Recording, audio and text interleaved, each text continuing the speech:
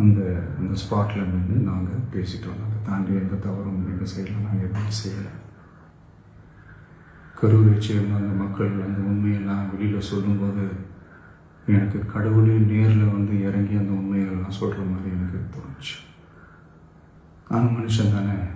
அந்த நேரத்தில் அத்தனை பேர் பாதிக்கப்பட்டு இருக்கும்போது எப்படி அந்த ஊரை விட்டுட்டு என்னால் கிளம்பி வர முடியும்? நான் திரும்ப அங்கே போகணும்னு இருந்துச்சுன்னா அதை ஒரு காரணம் காட்டி அங்கே வேறு சில பதட்டமான சுச்சுவேஷன்ஸ், வேறு சில அசம்பாவிதங்கள் அந்த மாதிரி எதுவும் நடந்துடக்கூடாதுன்றதுக்காக தான் நான் அவாய்ட் பண்ணேன். அனைவருக்கும் வணக்கம். என் லைஃப்பில் இந்த மாதிரி ஒரு பெயின்ஃபுல்லான ஒரு சுச்சுவேஷனை நான் ஃபேஸ் பண்ணதே கிடையாது. மனசு முழுக்க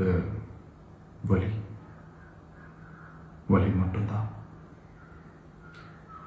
இந்த சுற்றுப்பயணத்தில் என்னென்ன மக்கள் பார்க்க வராங்க, அதுக்கு ஒரே ஒரு காரணம் தான் அவங்க என் மேலே வச்சிருக்கிற அன்பும் பாசம். அந்த அன்புக்கும் பாசத்துக்கும் நான் எப்பவும் கடமைப்பட்டிருக்கிறேன். அதனால தான் இந்த சுற்றுப்பயணத்தில் மற்ற எல்லா விஷயங்களையும் தாண்டி மக்களுடைய சேஃப்டி, அதில் எந்த காம்ப்ரமைஸும் பண்ணிடக்கூடாதுன்றதுக்காக தான் அது என் மனசில் ரொம்ப ஆழமாக இருக்கும் அந்த எண்ணம். அதனால தான் இந்த அரசியல் காரணங்கள் எல்லாத்தையும் தவிர்த்துட்டு ஒதுக்கி வச்சுட்டு மக்களுடைய சேஃப்டி மட்டும் மைண்டில் வச்சுக்கிட்டு அதுக்கான இடங்களை சூஸ் பண்ணுறது, அதுக்கான இடங்களை பார்த்து பர்மிஷன் கேட்குறது, போலீஸ் டிபார்ட்மெண்ட்டில் அதை ரிக்வெஸ்ட் பண்ணி கேட்போம். ஆனால் நடக்கக்கூடாதது நடந்துருச்சு. நானும் மனுஷன் தானே. அந்த நேரத்தில் அத்தனை பேர் பாதிக்கப்பட்டு இருக்கும்போது எப்படி அந்த ஊரை விட்டுட்டு என்னால் கிளம்பி வர முடியும்?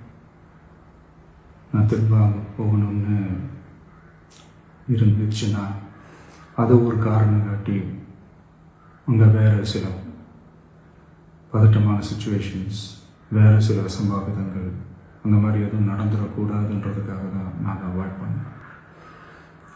இந்த நேரத்தில் சொந்தங்களை இழந்து தவிக்கிற இத்தனை குடும்பங்களுக்கும் என்னுடைய ஆழ்ந்த இரங்கலை தெரிவிச்சுக்கிறேன். எனக்கு தெரியும் என்ன சொன்னாலும் இது ஈடையாகாதுன்னு எனக்கு தெரியும். ஹாஸ்பிட்டலில் ட்ரீட் பண்ணிகிட்ருக்கிற எல்லாருமே சீக்கிரமாக க்யூர் ஆகி வரணுன்றதை இந்த நேரத்தில் நான் வேண்டிக்கிறேன். கூடிய சீக்கிரமே உங்கள் எல்லாரையும் நான் சந்திக்கிறேன். இந்த நேரத்தில் எங்களுடைய வலிகளை, எங்களுடைய நிலைமையை புரிஞ்சுக்கிட்டு எங்களுக்காக பேசின அரசியல் கட்சிகளை சார்ந்த நண்பர்கள், தலைவர்கள் அனைவருக்கும் என்னுடைய நன்றியை தெரிவிச்சுக்கிறேன். கிட்டத்தட்ட ஒரு 5 மாவட்டத்துக்கு பிரச்சாரத்துக்கு போனோம்.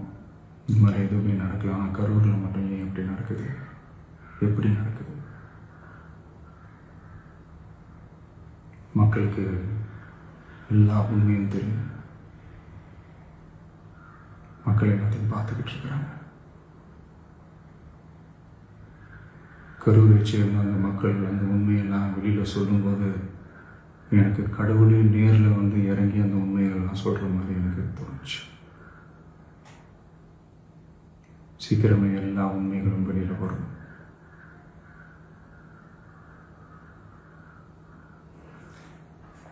எங்களுக்கு தரப்பட்ட இடத்துல நாங்கள் போய் அந்த அந்த ஸ்பாட்டில் நின்று நாங்கள் பேசிட்டோம். அதை தாண்டி எந்த தவறும் எங்கள் சைடில் நாங்கள் எதுவும் செய்யலை.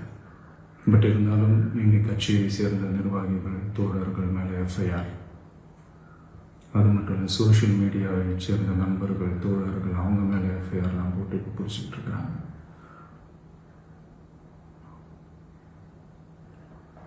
சிஎம் சார், உங்களுக்கு ஏதாவது இந்த பழி வாங்கணும் அப்படின்ற எண்ணம் ஏதாவது இருந்துச்சுன்னா என்ன வேணாலும் பண்ணுங்க. அவங்க மேலே கை வைக்காது. நான் ஒன்று வீட்டில் இருப்பேன், இல்லை நான் ஆஃபீஸில் இருப்பேன். என்னென்ன வேணாலும் செய்யுங்க. நண்பர்களே, தோழர்களே,